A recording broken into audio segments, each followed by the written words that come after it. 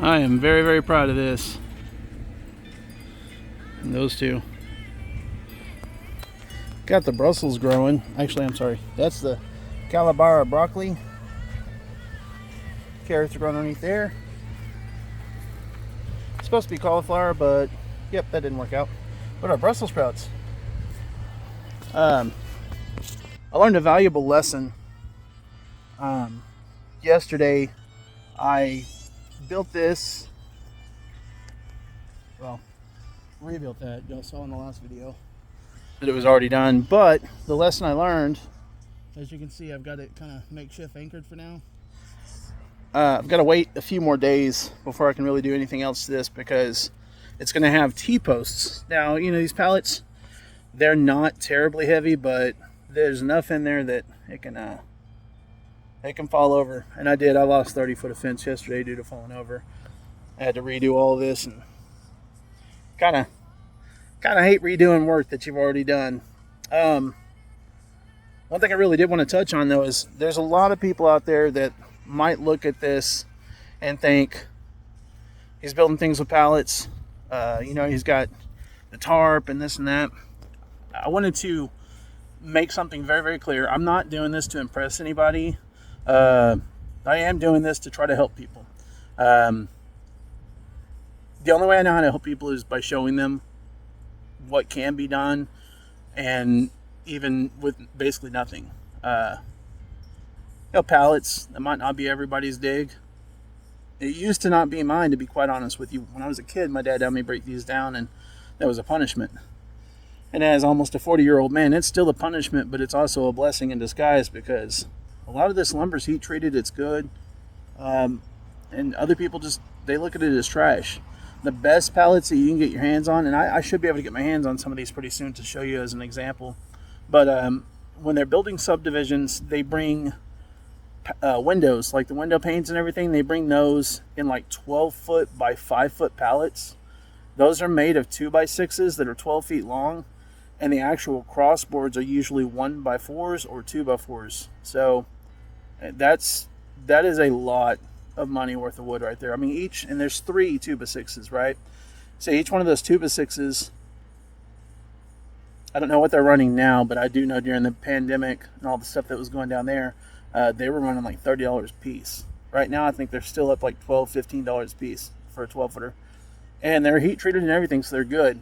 Some of these pallets aren't usable as a whole pallet. That's the other thing that people have been saying, well, I see what you got going on, but then you got something like this right here. What are you going to do with that? Or like this where the spacing's off, like that.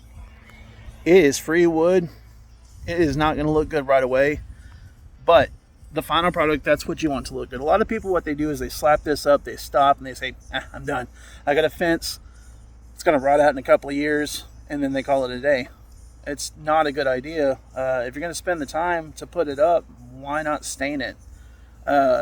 Get you some old pallets. Something else is, so these pallets right over here, right? They might not all look useful. This pile, this was a scrap lumber pile. They just, come off from broken stuff. Broken pallets, broken fence panels. That's not a lot, right? That's something that most people would throw away. But you take that, you cut it down into strips, and you can turn it around. And, when you're putting up a fence, especially if you're doing it predominantly by yourself, you don't always have all the clamps you need. So what you do is you do a makeshift thing like this, right? And then you put a 2x4, which these are going to go on the bottom because they're not quite straight at all. But this will hold the panels together while you zip the 2x4.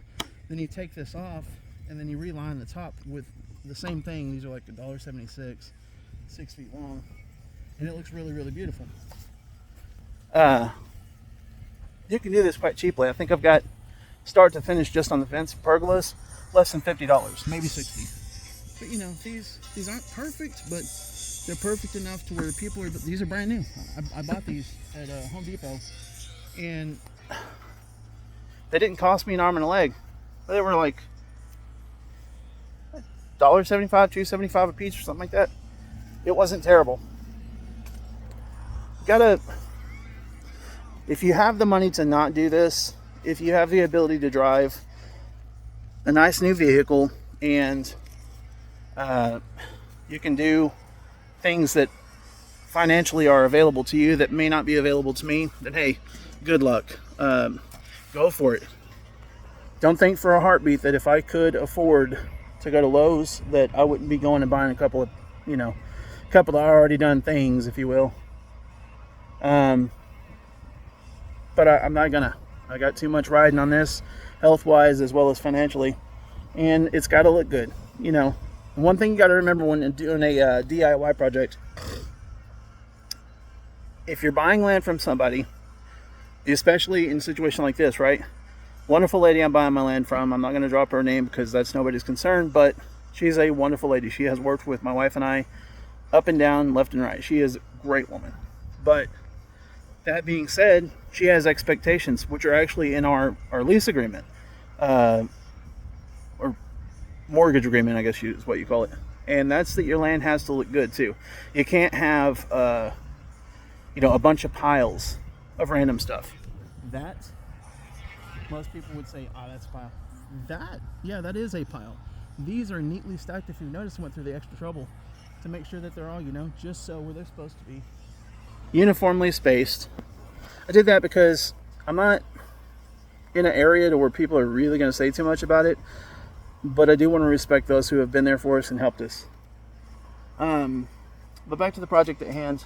This project right here, once I'm done, it should outlive me. And I hope to live for another 42 years at least. I want to be 80. So yeah, that's kind of where this is at. But as far as people judging, I'm coming on 7 minutes on this video. I don't want to pass 8, but all I'm going to say is this. Hey, if you can afford to go out there and do it, and that's your thing, by all means do that. That's wonderful. Okay? But for me and my household, we really can't. Not all that often. And no, there's no shame in not having enough money. It's not a poor life decision or anything. I was a chef for many years, and for quite a while I had plenty of money. But life happens. I know a millionaire that now doesn't have a whole lot of money. He used to be a millionaire, and it was just life. So that being said, I guess I am going to extend to 9 minutes because I got 30 seconds left on this. If you can do it, do you. I'm going to do me. But what I am going to do is I'm going to post these videos in mass instead of doing one at a time like I used to. Like, day before yesterday. That way you can see the start to finish. I don't want you to have to sit there and wait 10 months for me to build a project, because you're going to lose interest, one, and I'm going to lose steam, maybe not want to do this a couple of days.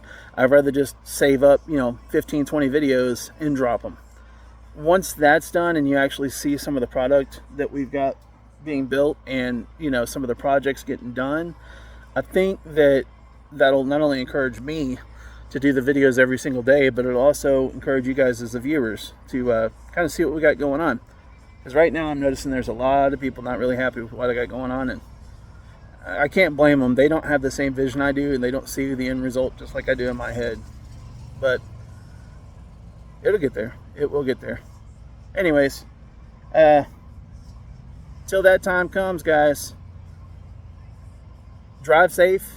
Please be kind to others. And if you get an opportunity to do something right, please don't do the wrong thing. Have a good one.